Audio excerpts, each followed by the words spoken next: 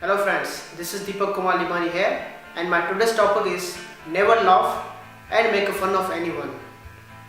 Before I discuss this topic further, I would like to ask a few questions from you all, which are क्या आपने कभी किसी पे हंसा है? क्या आपने कभी किसी की मजाक उड़ाई है? क्या आपने कभी किसी में फ़र्क देखा है कि ये गरीब है ये अमीर है? क्या आप कभी किसी की ब्यूटी पे गए, किसी की शक्ल पे गए कि ये काला है ये गोरा है? क्या आपने कभी किसी टीचर की मजाक उड़ाई है? क्या आपने कभी किसी को ये बोला है कि आज मेरे पास कार है आपके पास नहीं है? ऐसे बहुत से सवाल हैं जो आज मैं आपसे पूछना चाहता हूँ।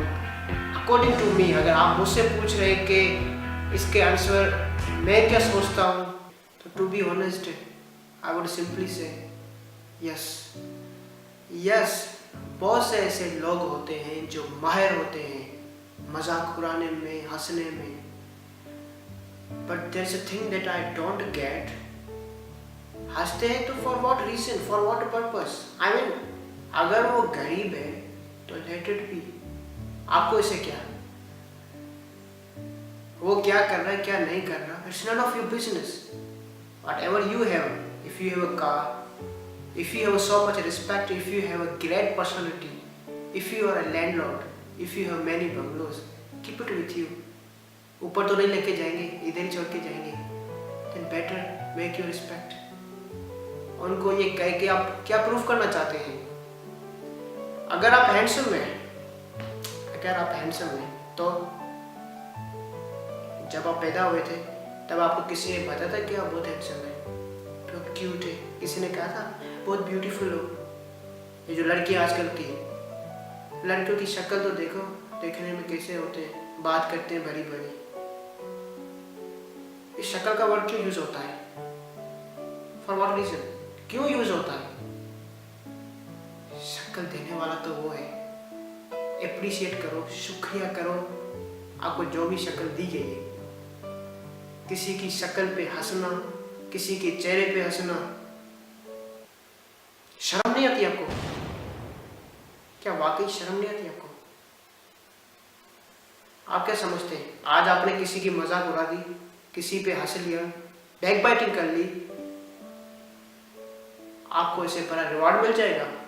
ओके, फॉर अ मोमेंट आप खुश हो जाते हैं, नो डाउट खुश हो जाते हैं। Afterwards what? This is same going to happen with you.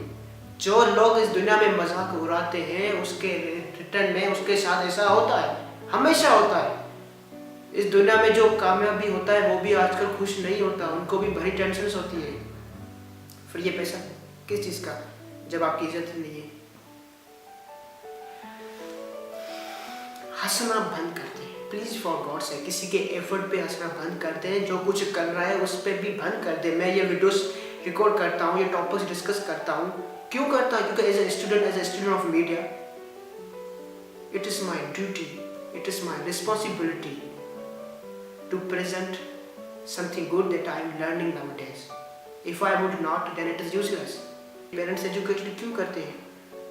ताकि फिर हम अपने घर का एनवायरनमेंट अच्छा बनाएं, लोगों को अच्छी सोचे दे, अपने सोसाइटी में तब्दीली लाएं, मुल्क के लिए कुछ कर सकें। लेकिन अगर हम इसी तरह लोगों पे हंसते रहेंगे, फर्क देखते रहेंगे, कभी कामयाब नहीं रहेंगे। Never ever. तरस आता है मुझे उन लोगों पर जो फिर भी बर्दाश्त करते हैं ऐसी बातें। आप अगर गरीब की मजाक उड़ाओगे वो कभी कुछ नहीं कहेगा, लेकिन जब आप उसकी मजाक उड़ा रहे हो तो एक बार आप जरूर उसकी आंख में देखना। आप शायद समझेंगे नहीं उस बात को, लेकिन वही जब अपने मजाक उस बंदे की उड़ाई, एक दिन वही चीज़ आपके साथ होगी।